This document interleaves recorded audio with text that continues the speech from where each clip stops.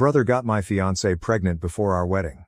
Now my family wants me to forgive them, but I told them to fuck off and moved away.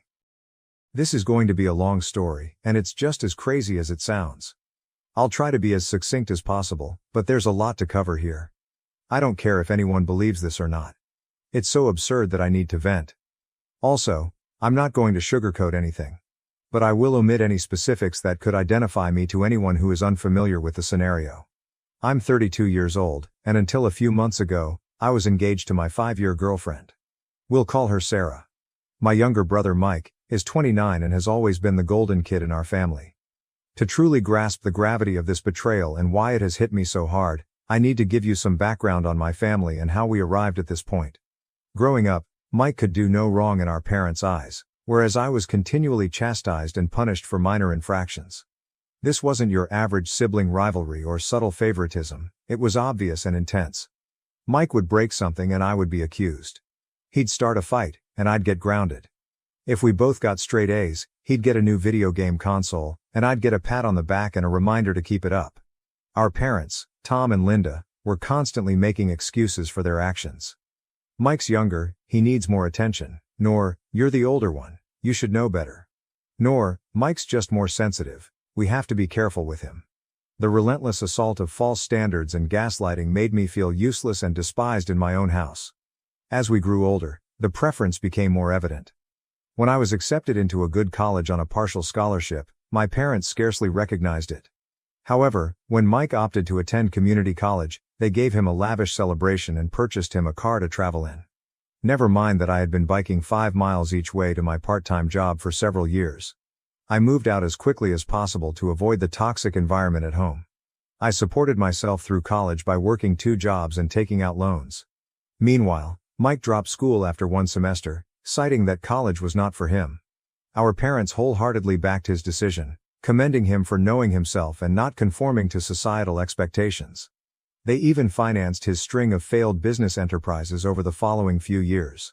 Regardless of how much distance I tried to put between myself and my family, they always found a way to bring me back. Holiday dinners were a nightmare of subtle insults and not so subtle parallels. Oh, you're still in that entry-level position? Well, Mike is considering establishing another business. He's very entrepreneurial. Never mind that I was establishing a secure profession while Mike depleted our parents' retirement money. Despite everything, I tried to keep my friendship with Mike. He was still my brother after all. However, it was always one-sided. I'd reach out and attempt to connect, but he'd either ignore me or find a way to make the conversation into a game he could win. If I was promoted, he would suddenly have a big opportunity coming up.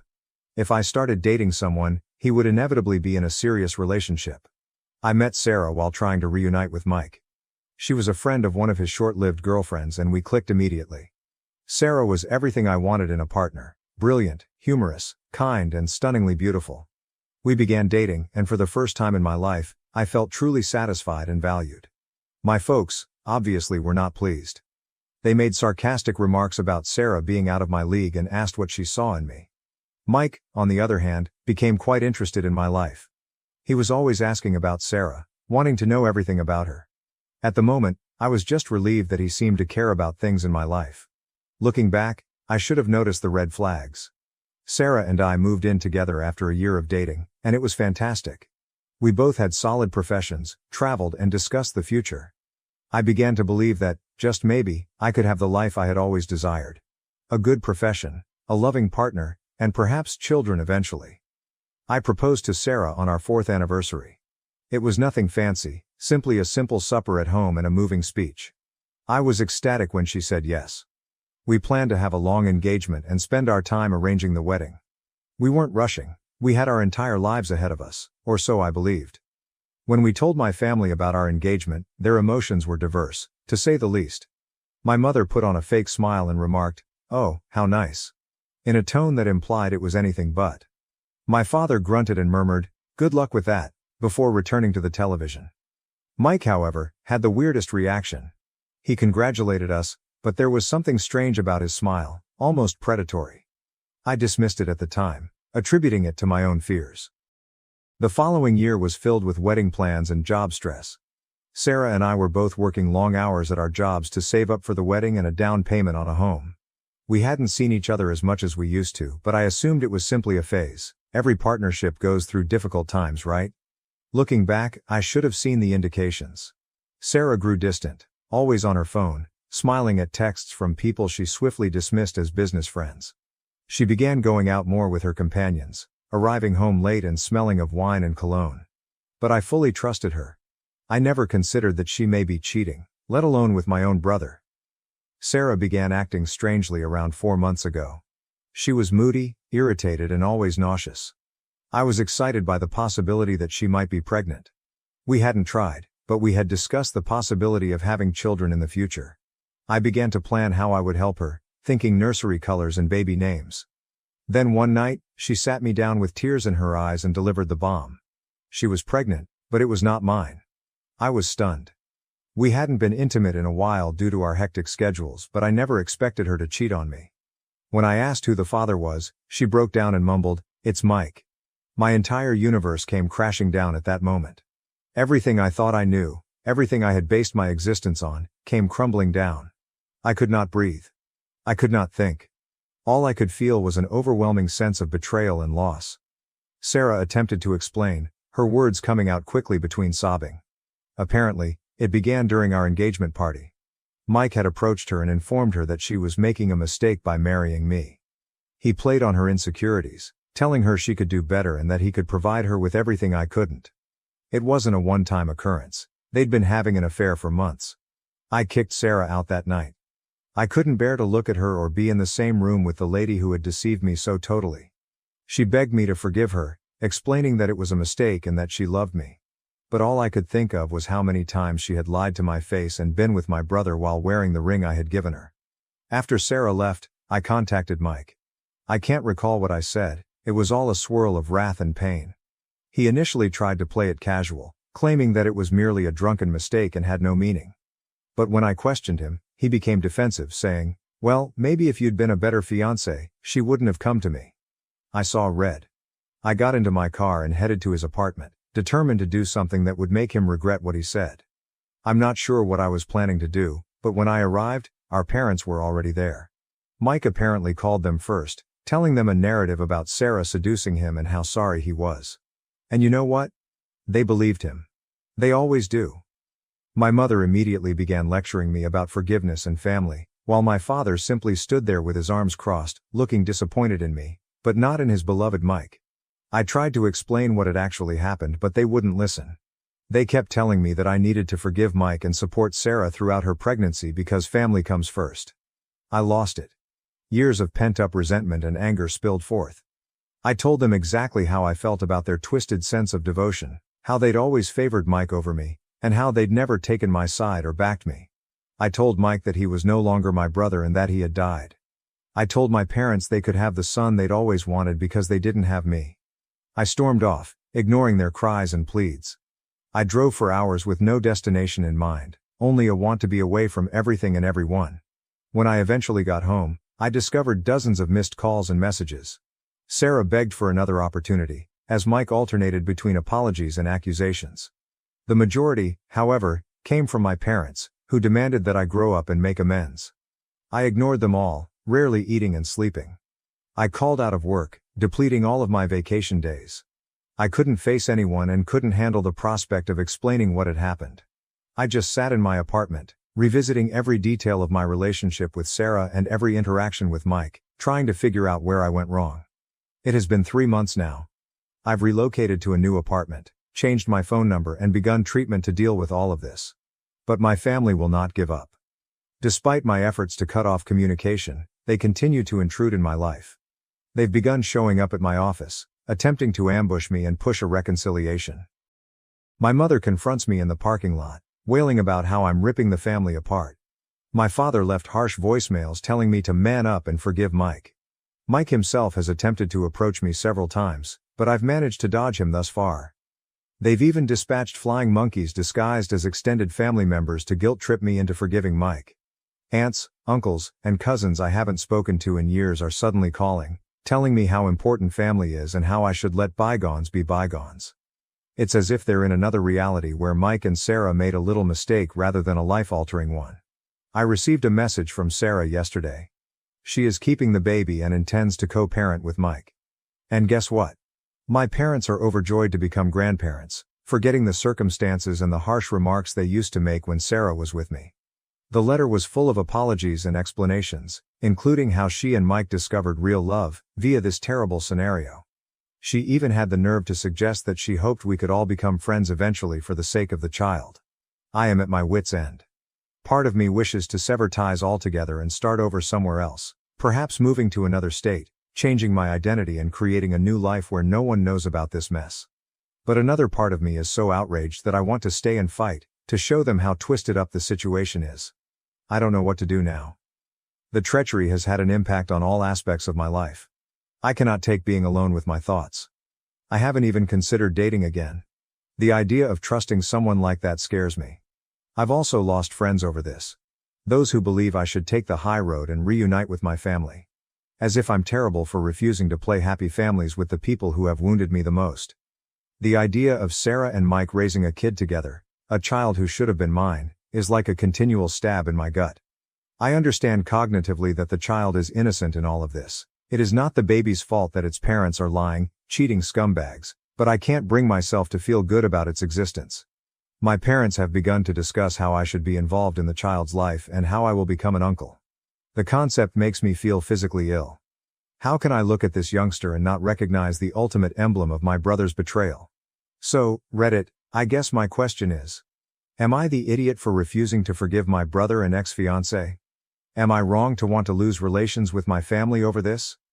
Any help on how to proceed would be greatly appreciated, as I now feel like I'm drowning in a sea of treachery and gaslighting. I apologize for the lengthy post. If you made it this far, I appreciate it. Writing all of this down has been cathartic in a way. I'm not sure what I hope to gain from sharing this: validation, guidance, or simply the opportunity to scream into the void and have someone, anybody, hear me. Edit. Holy God, this exploded up overnight. Thank you all for your help and advice. I'm astonished by the response, and it will take me some time to look through all of the comments. However, I wanted to answer a few typical questions. 1. Yes, I have consulted with a lawyer about getting a restraining order against my family. It is currently in progress. 2. I don't intend to have any contact with the baby. It's not the child's fault, but I can't become involved without losing my sanity. 3. For those who have inquired about my job, I have already spoken with HR about the situation. They are aware and supportive. They have strengthened security at the front desk and offered me the option to work from home more frequently. I am grateful for their understanding. 4.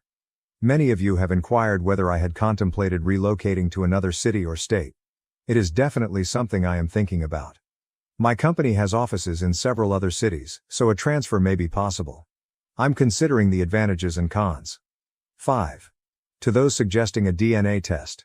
Sarah acknowledged the affair, and the timeline is consistent. I see no reason to suspect the child is not Mike's. Even if it was mine, I doubt I could ever look at that child without thinking about this. 6.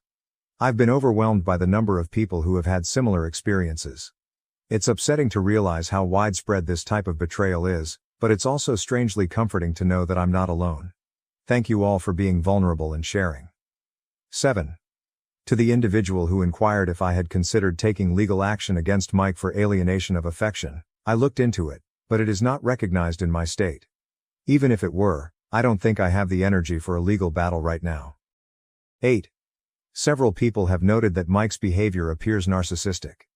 I've started reading about narcissistic personality disorder, and much of it rings true. It helps me comprehend, but does not excuse, some of his acts. 9. Those who have inquired about Sarah's family are as startled and appalled as one could anticipate. They have cut off communication with her and have reached out to offer me their support.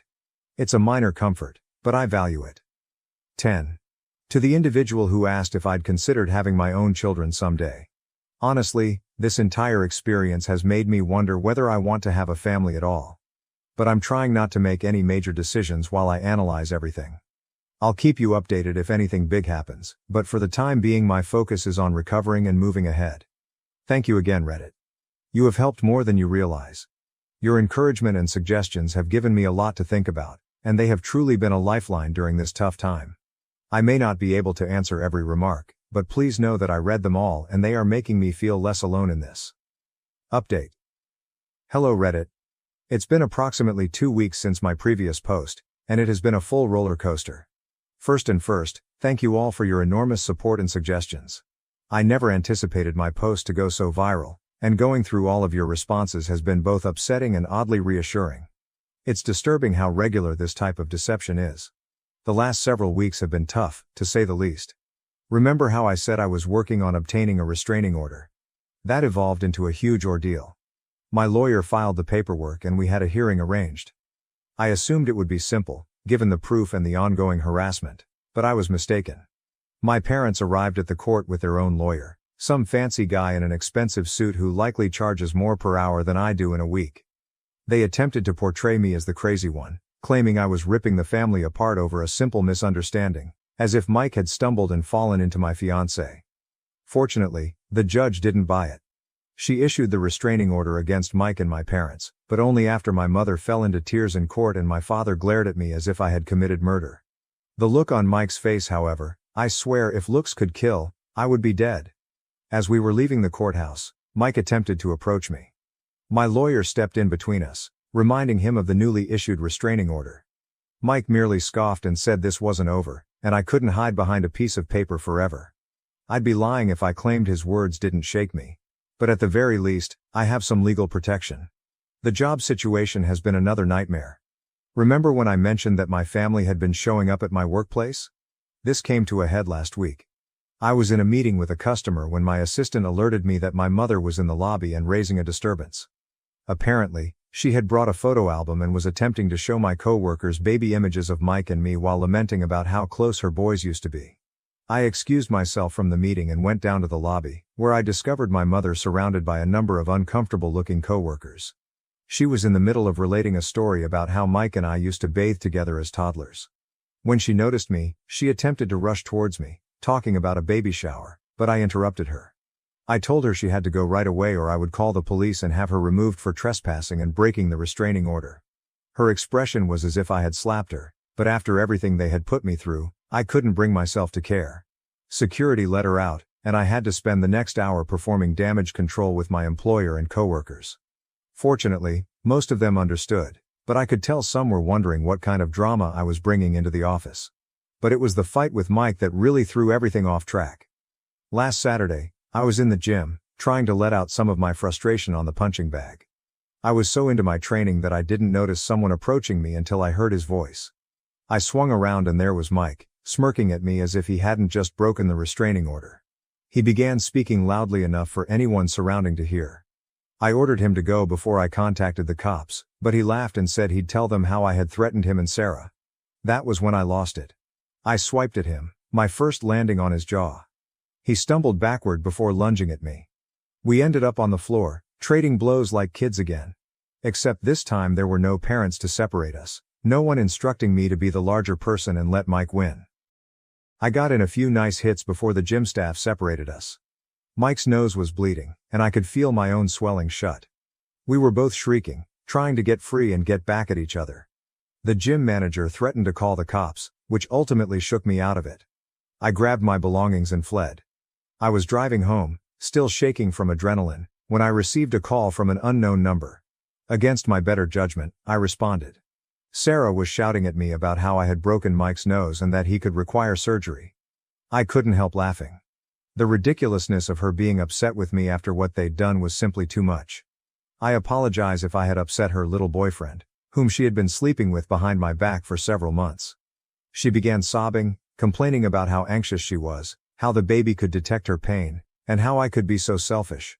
I hung up and blocked her phone. The aftermath from the brawl was severe. The news had spread like wildfire throughout our social circle.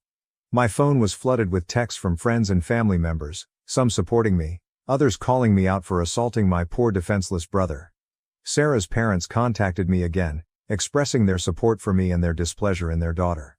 It was a minor consolation, but at this point, I'll take what I can. The restraining order does not seem adequate anymore. Mike has demonstrated his willingness to violate it, and I'm concerned about what he'll do next. The legal fallout has been a nightmare. My lawyer called me the day after the gym incident. Mike apparently filed assault accusations against me. I recounted what had happened. how Mike had violated the restraining order and provoked me. My lawyer groaned and said we'd fight it, but it might be a tough struggle considering that I threw the first punch. We are in the process of bringing our own charges against Mike for breaking the restraining order. My lawyer is convinced that this will benefit our case, but nothing is guaranteed. I've had to provide police statements, show them injuries on my face and knuckles, and justify defending myself against my own brother, which is humiliating. Mike and I have been banned from the gym for life. I can't blame them, but it's unfortunate that the gym was one of the few places where I felt like I could let out some of my frustration in a healthy manner. My cousin Amy, whom I've always been close to, called me the other day. She's taken a lot of pressure from her family for supporting me, but she's staying firm. She told me about what had been going on behind the scenes. Apparently my parents have been telling everyone that I'm experiencing a mental breakdown. They claim that Sarah and Mike's relationship began after Sarah and I split up, and that I am simply envious and unable to let go. According to Amy, most of the family is skeptical, but some are. It's irritating to know that they're spreading false information about me while I'm attempting to recuperate. Things at work have been, to say the least, difficult. After the incident with my mother in the lobby and the argument with Mike, which went viral on local social media, I can sense my coworkers are on edge around me. My manager called me into his office earlier this week. He began by stating he valued me as an employee and realizes I'm going through a difficult period, but then he dropped the bombshell. He believes it would be best if I took a leave of absence until things calm down. He suggested we call it a personal sabbatical. Paid, of course. I wanted to fight, to tell him that work is the only thing keeping me sane right now, but I knew the choice had already been made. So I agreed, thanked him for his understanding and began to pack up my office. As I was leaving, I overheard two of my coworkers discussing how my brother got my fiancée pregnant. I slammed my office door louder than required as I exited, taking some little satisfaction in watching them jump. I'd be lying if I said none of this was impacting me. I've started taking long drives at night to get out of my flat. Sometimes I find myself parked outside my former place, the one I lived with Sarah, wondering how my life got so messed up. In the midst of this commotion, I received support from an unexpected source. Sarah's younger sister, Emma. Emma contacted me on social media, apologizing for her sister's conduct and giving her support. At first, I was skeptical. What if this was a trick? But after speaking with her, I realized she is equally disgusted by Sarah's behavior as I am. She's been telling me about what's going on in Sarah and Mike's lives. They appear to have moved in together, living as if they hadn't just destroyed numerous lives to be together. Emma claims Sarah has been attempting to portray herself as the victim, crying to anybody who would listen about how she never intended to hurt anyone and how she and Mike are soulmates who found each other against all odds. It makes me sick to my stomach, but I appreciate Emma keeping me in the loop. After all, information is power, even if it is knowledge that I would prefer not to have. The social media environment has been a nightmare. I've always been a rather private person, but this event has thrown me into the unwanted spotlight. Someone, probably one of Mike's friends, posted about our gym feud on a local Facebook page. The post did not mention our names, but it described the incident in enough detail for anyone who knows us to figure it out. The comment area became a battleground. Some individuals defended me, claiming Mike received what he deserved. Others described me as unstable and said I needed to be locked up. I made the mistake of looking over some of the comments one night after having too many beers. A huge mistake. I ended up hurling my phone across the room so hard that the screen cracked. Since then, I've canceled most of my social media profiles. I can't deal with the continuous notifications and messages from folks I haven't spoken to in years who suddenly want to know all the juicy details about my personal life. With everything that has happened, I have realized that I cannot stay in this city any longer.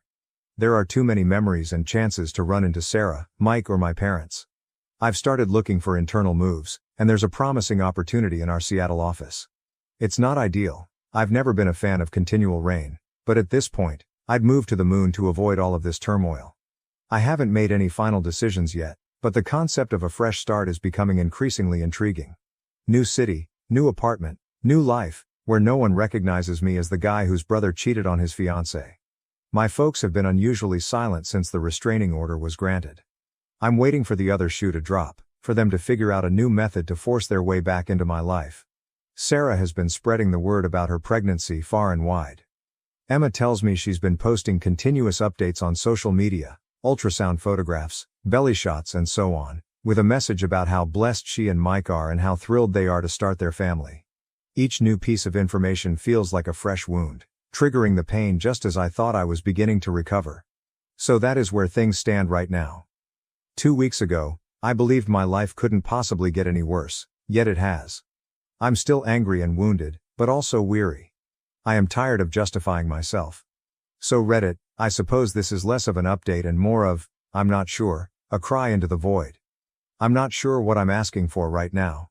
Advice, pity, or a time machine that allows me to never introduce Sarah to my brother? Whatever happens next, I will attempt to keep you all informed. Your encouragement has meant more to me than you can realize. It's nice to be reminded that there are still good individuals in the world, even when it feels like everything is full of betrayal and deceit. Final update. Hello Reddit. It's been a week since my previous update, and I'm here with what I expect to be my final post on this whole disaster. First and foremost, I'd like to thank everyone for their help and guidance throughout this journey. Your writings have been a lifeline in the worst times of my life. So where to start? A lot has happened in just 7 days, and I'm still trying to digest everything. I guess I'll start with the major news. I'm relocating. Yes, I took the risk and accepted a transfer to our Seattle office.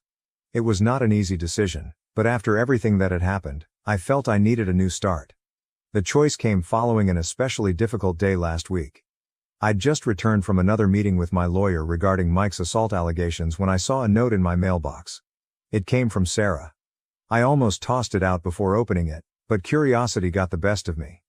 Inside, there was an ultrasound image and a handwritten letter stating how pleased she and Mike were about their baby. She went on to say that she hoped I could find it in my heart to be pleased for them, and that the baby would be delighted to have its uncle in its life. I saw red. Before I realized it, I'd grabbed my phone, unblocked Sarah, and dialed her number. She picked up on the second ring and I simply let go. I informed her exactly how I felt about her, Mike, and their beautiful little family. I told her she was insane if she believed I'd ever want to do anything with that kid, and that she, Mike, and the baby could all go to hell. It wasn't my best moment, but I felt like I finally shouted everything I'd been keeping back. That's when I realized I couldn't stay in this city anymore. That same night, I called my supervisor and informed him that I wanted to transfer to Seattle. He was relieved, to be honest. I believe he was concerned about how all of this drama would affect the company. He promised to expedite the papers, and by the next morning it was official. I had 2 weeks to collect my belongings and relocate across the nation. My family and social circle were quick to learn about my move. My folks, unsurprisingly, were outraged. They turned up at my place unexpectedly, again breaking the restraining order, to try to talk me out of it. My mother was crying, accusing me of abandoning the family, and my father was furious, yelling at me for being selfish and immature. I didn't participate. I simply phoned the police and had them removed for breaking the restraining order. As they were let out, my mother yelled at me that I would regret it, that family was everything and that I was wasting it. I immediately closed the door and returned to packing. Mike reacted differently. He didn't try to contact me directly, most likely due to the current legal difficulties, but he did write a lengthy message on social media about how some people can't handle seeing others happy, and how he and Sarah were rising above the hate to focus on their new family. It was definitely intended for me, as he attempted to portray himself as the victim. I'll confess it stung to see how many people liked and commented in his favor, but I reminded myself that their opinion is meaningless because they don't know the truth. Sarah's response was the most startling. After our phone talk, she contacted her sister, Emma, who had been keeping me updated on Sarah and Mike's situation, as you may recall. Apparently, my statements had a greater impact than I had imagined. Emma informed me that Sarah had broken down, stating that she realized what she and Mike had done was terrible and was scared of the future. My cousin Amy, bless her, offered to help me pack. She even informed me more about what's going on with the family. Amy told me that my aunt, my mother's sister, had a heated argument with my mother, accusing her of always favoring Mike and pushing me away. My aunt complained that my parents were reaping the consequences of their years of favoritism. I can't say I'm not relieved to hear that someone is finally calling them out for their behavior. My lawyer assures me that my move will have no effect on the legal case, which is currently pending. We're still pursuing charges against Mike for breaching the restraining order and defending the assault accusations he brought against me. My lawyer seems certain that the judge will see through Mike's arguments, particularly considering his history of breaching the restraining order. The fact that I'm going across the nation should also show that I'm not a threat to Mike, which may help get his charges dropped. I don't know if I'll post any further updates after this. Part of starting over is putting the past behind, and as helpful as this group has been, I believe it is time for me to move on from revisiting this narrative. I need to focus on creating my new life rather than obsessing on the past. So I believe this is my final update. Wish me luck, Reddit. I've got a whole new life ahead of me in Seattle, and I intend to make the most of it. Thank you so much for staying till the end. If you enjoy our videos, don't forget to like, share and subscribe. Have a good day. After confronting my husband's friend about pressuring his sick fiancée into having kids, I question if I overstepped or just told the truth. Original post, September 7, 2024. Obligatory throwaway, my 32F husband, 36M, has a high school friend, 36M. Let's call him John. John is a typical jock, athletic, good-looking, popular with girls. But I've been around enough to see and hear him being questionable towards women. To the story, we were in a group of friends and I was introducing them to my new baby, 0F. Important info. I had a miserable pregnancy. The topic of having kids came up and John started saying how he and his fiancée, 32F, would be the next. More important information, his fiancée Janet is an amazing lady. Kind, smart, gentle. Recently she has been through a lot, lost her dad and her health has been terrible. Not going to say what, but she has a disease that causes headaches, weakness, dizzy spells, fainting, extreme fatigue. She has become more and more emotionally and physically dependent on him. On top of that, she, and I, come from another country. It means her family and support system are not here. Back to the situation. I asked her if they plan to have kids after the wedding, that is in 2 years. I thought that because it gives her time to recover. He doesn't let her answer and say they agreed they would only get married after having kids. I am surprised for 2 reasons. She always said she wanted kids after marriage and her health is not good. She doesn't say anything, but looks sad. I argue that it doesn't seem like a good plan, and that a pregnancy now could put her health at risk. He said her fertility window is almost closing and that is now or never. I start getting angry, and we discuss. I ended up saying he is selfish and this decision is only based on his wants and needs and is hurting her. Basically a form of abuse. The room got quiet and we ended up leaving. My husband later agreed with me, but said it was not my place to say anything. Our friends are mixed, saying someone had to say it, but that I was too harsh. I feel maybe was not my place and I was being a busybody, but after being through a hard pregnancy myself, without my family, I know how hard it is. And my husband is a great supportive guy. Meanwhile, John leaves her alone all the time to party and enjoy life. He is dooming someone that trusts him blindly into a horrible situation. Aita? Relevant comments. Commenter. What you said was the truth, but you were a little harsh. I think you were right to say it because the guy obviously doesn't care how he treats his wife. I also think you should ask Asterisk his fiancée in private how she feels about her situation. OOP. I agree that I came out too strong. I feel protective towards her. She is so sweet and nice. I feel she doesn't deserve the way he treats her. But when I say something in private, she keeps repeating that she loves her and she never met a man like him. I feel she thinks that he is out of her league or something. Commenter. Honestly, I think he knows what he's doing. There's a reason he won't legally commit to her until after she has children, and it's not a kind or responsible reason. So I don't think he's going to care about what you said or the potential health outcomes for your friend. It may be satisfying to call him out, but is it going to change his mind? OP, I also found this part extra strange. The first time we met she literally said how her dream was to have a wedding and then kids. She even repeated that recently. She comes from a Catholic upbringing, like me. It doesn't seem like a thing you change your mind about easily. Commenter. ESH, except his wife. In this conversation fight both you and John are treating his wife as if she's a child that can't make decisions for herself. He is talking over her but you are also making assumptions about their decisions based on her looking sad. OOP, I admit I should have talked to her first. But we just had a conversation about her health and she was telling me how some days she can barely make it out of bed. His smugness made me so angry, as if he knows what is best and no one can question him. Commenter. Honestly, I would be pissed if someone started talking and arguing about my health issues in public. I'm a really private person. Does the rest of the group know about her health issues? You didn't speak to her, but made assumptions. She might not confide in you anymore. He might be an asshole, but she is an adult and you could have made it worse for her. I had 2 awful pregnancies and was alone without family around, but my husband is amazing as well. I get where you are coming from, but seriously be more aware next time and show your friends some respect. And don't talk about people's medical history in front of people. ESH, obviously not your friend. OP, I see your point. The group started with some people that studied together and expanded with their SO. We meet often and are friendly. When she got sick, we took turns visiting, checking up on her when she was alone for a reason or another. Everyone seems to try to be her support system, but seem afraid to say anything to John. Commenter. He probably does and just doesn't care. John is aware that his wife isn't in a good place for kids. If he and OP's husband are such great friends, why didn't he say anything? Call out your friend's shitty behavior, people. OP, my husband is great, but everyone jokes he has a man crush on John. He was John's sidekick in school and doesn't listen when I point out some comments John makes. OOP is voted NTA but opinions are mixed. Update, September 10, 2024, 3 days later. Thank you for all the answers. I was blown away by all the perspectives and was able to see further into the situation. I reached out to Janet and invited her for a coffee. We usually talk with more people around, so this was the first time we were alone. I started by apologizing.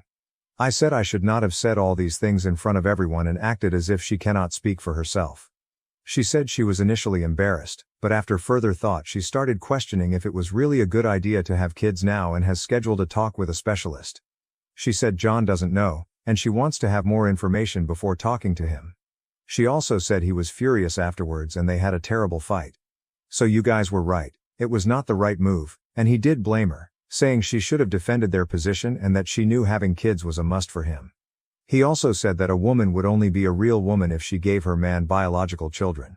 She asked him what if she could not, and apparently he never answered. It seems more has happened in the fight, but I decided not to pressure her and let her tell me what she was comfortable with. Lastly, she decided to take some time off and go home to her mom, and I think it is a great idea. The saddest for me was that she cried saying someone like her would never get a man like him, and that she was scared of losing him. That it was like she found a golden ticket. I held my tongue, because I personally do not think he is a prize. But again I took the advice and did not pressure further. I also had a long talk with my husband, and we are at odds. He still thinks I am overreacting and that John poops gold. I am frustrated, but not much I can do for now. Not a fantastic update, but it has only been a few days, so I will let you know if there is anything big happening.